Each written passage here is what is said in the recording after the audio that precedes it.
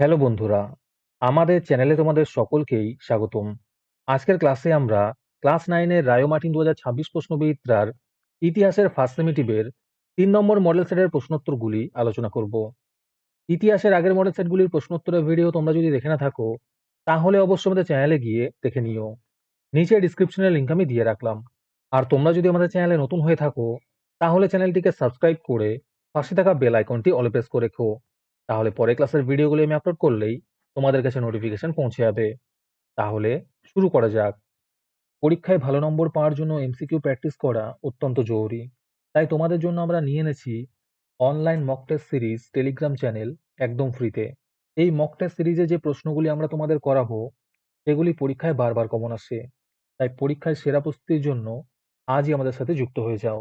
এই টেলিগ্রামে জয়েন করার জন্য কিছু নিয়ম আছে, সেগুলি তোমরা একটু জেনে নাও। প্রথমত, আমাদের ইউটিউব চ্যানেলটি সাবস্ক্রাইব করে তার একটি স্ক্রিনশট তুলে নাও।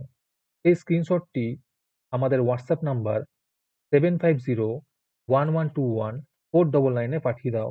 আর তার সাথে মেসেজে টাইপ করবে #মকটেস্ট। স্ক্রিনশটটি আমাদের হোয়াটসঅ্যাপ নাম্বারে পাঠিয়ে দিলেই আমরা তোমাদের টেলিগ্রাম জয়েন লিঙ্ক দিয়ে দেবো। বিভাগ কয়ের মধ্যে আছে সঠিক উত্তরটি বেছে নিয়ে লেখো। প্রথমে আছে আমি রাষ্ট্র কথাটি বলেছেন চতুর্দশ লুই। দ্বিতীয় প্রশ্ন হলো সপ্তবর্ষব্যাপী যুদ্ধ শুরু হয় 1756 সালে। 3 নম্বর প্রশ্ন হলো দ্য স্পিরিট অফ লজ বইটির লেখক হলেন মন্তেস্কু। 4 নম্বরে আছে তুর্গ যার অর্থমন্ত্রী ছিলেন তিনি হলেন ষোড়শ লুই। 5 নম্বর প্রশ্ন হলো ষোড়শ লুইয়ের মৃত্যুদণ্ড কার্যকরী হয় 1793 সালের 21 জানুয়ারি। 6 নম্বর প্রশ্ন হলো কনসুলেট সংবিধান প্রবর্তন করেন নেপোলিয়ন। 7 নম্বরে আছে তিলশিটের সন্ধি স্বাক্ষরিত হয় 1807 সালে। 8 নম্বর প্রশ্ন হলো অর্ডার্স ইন কাউন্সিল জারি করে যে দেশ, এর উত্তর হবে ইংল্যান্ড। 9 নম্বর প্রশ্ন হলো ব্যাংক অফ ফ্রান্স স্থাপিত হয় 1800 সালে। 9 নম্বরে আছে নেপোলিয়নের চূড়ান্ত পতন ঘটে যে যুদ্ধের মাধ্যমে, এর উত্তর হবে ওয়াটারলুর যুদ্ধের মাধ্যমে। তারপরে বিভাগ ক্ষয়ের মধ্যে আছে বাম স্তম্ভের সঙ্গে ডান স্তম্ভ মেলাও। ক্যাপিটেশন হবে উৎপাদন কর, হেটো হবে আইনসভা, পোপ সপ্তম পায়াস হবে কনকর্ডাট। আজকের সমাধান করা মডেল সেটটির মূল্য মাত্র 3 টাকা। তোমরা আমাদের হোয়াটসঅ্যাপ নাম্বার 7501121499 যোগাযোগ করে এই মডেল সেটটি নিতে পারো এবং পরবর্তী মডেল সেটের ভিডিও পেতে আমাদের ইউটিউব চ্যানেলটি সাবস্ক্রাইব করে রেখো এবং অ্যাডভান্স নোটিফিকেশন পেতে আমাদের হোয়াটসঅ্যাপ চ্যানেল জয়েন করতে পারো। ডিসক্রিপশনে লিঙ্ক দেওয়া রইল, তোমরা সেখানে গিয়ে আমাদের হোয়াটসঅ্যাপ চ্যানেল জয়েন করতে পারো। তারপরে আছে প্রদত্ত মানচিত্রে স্থানগুলি চিহ্নিত করো। ইংল্যান্ড, কর্সিকা, স্পেন দেওয়া আছে। এইটা দেখো, এটা হচ্ছে ইংল্যান্ড। তারপরে নিচেরটা দেখো স্পেন। আর এইখানে দেখো ছোট্ট করে একটা দেওয়া আছে, এটা হচ্ছে কর্সিকা।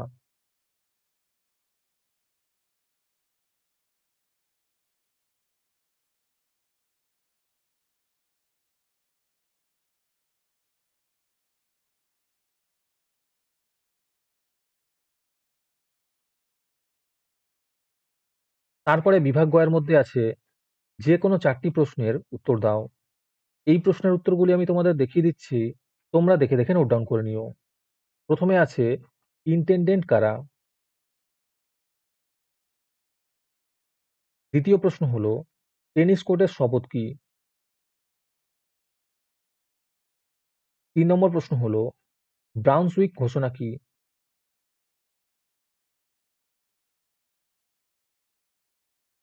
4 নম্বরে আছে বোনাপার্টিজম কি।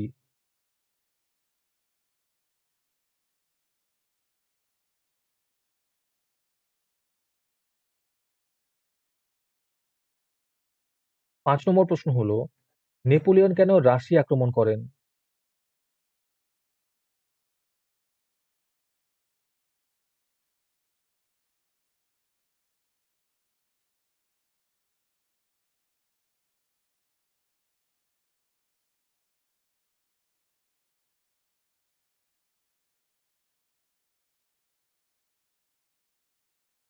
তারপরে বিভাগ ঘয়ের মধ্যে আছে যে কোনো 2টি প্রশ্নের উত্তর দাও। 1 নম্বর প্রশ্ন হলো অভিজাত বিদ্রোহ কেন সংগঠিত হয়েছিল।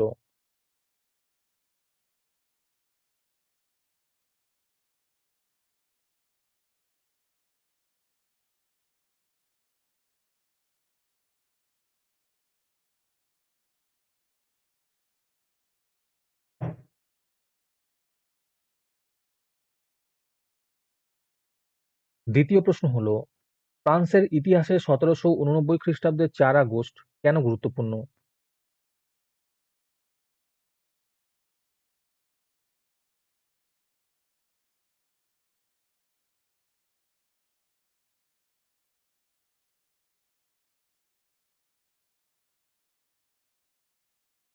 ৩ নম্বর প্রশ্ন হলো, কোড নেপোলিয়ন সম্পর্কে আলোচনা করো।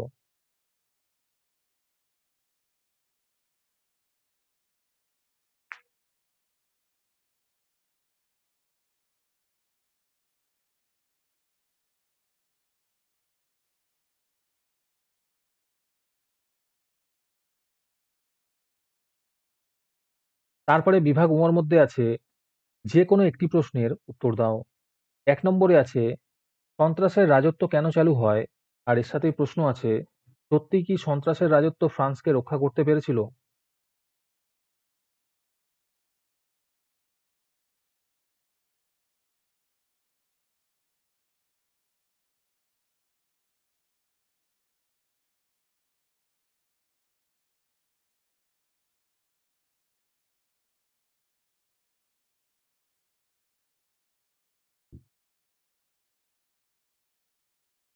দ্বিতীয় প্রশ্ন হলো, মহাদেশীয় অবরোধ প্রথা কি? এই ব্যবস্থা নেপোলিয়নের পতনের জন্য কতটা দায়ী ছিল?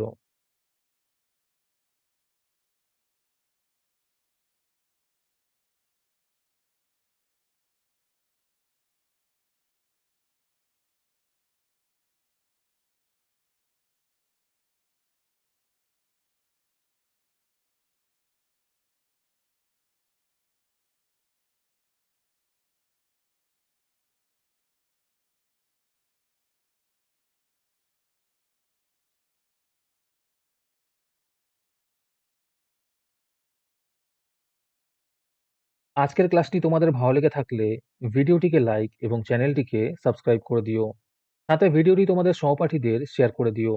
আর তোমরা কোথা থেকে আমাদের ভিডিওটি দেখছো অবশ্যই কমেন্টে লিখে জানিও। তাহলে আজকে এই পর্যন্তই। দেখা হচ্ছে পরের ক্লাসে।